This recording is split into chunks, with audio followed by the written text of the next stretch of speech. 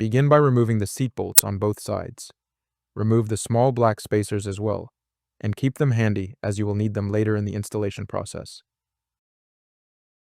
Now, gently but firmly remove the seat by lifting it up and out toward the rear of the bike. Locate the 2 bolts shown here under the rear fender of the bike and remove them.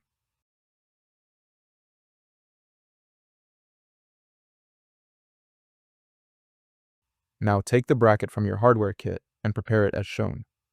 Be sure the bolts and washers are inserted up through the bracket, with the aluminum spacer positioned on top.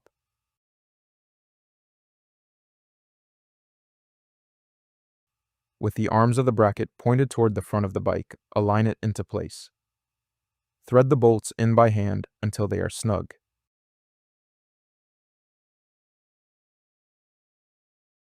Now take the factory seat spacers you removed earlier and reinstall them as shown. Position the rear rack and align it into place.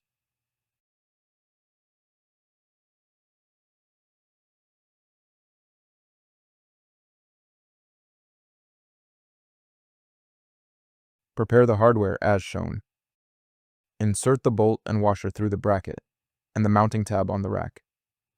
Carefully thread the nut onto the bolt. Take your time with this step as the tolerances are tight.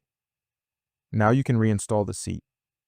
There is a small plastic lip on the underside of the seat that must be tucked underneath the frame crossmember in order for the seat to install correctly. Be sure to position it properly during installation. Also make sure the seat tab slides down between the frame and the plastics before completing the rack installation. Once everything is aligned, install the seat bolts and washers, tightening them by hand. Now that all of the hardware has been installed, go back and fully tighten everything. For the rear bracket mounting locations, you will need to angle an open-end wrench as shown to get a secure grip on the bolt.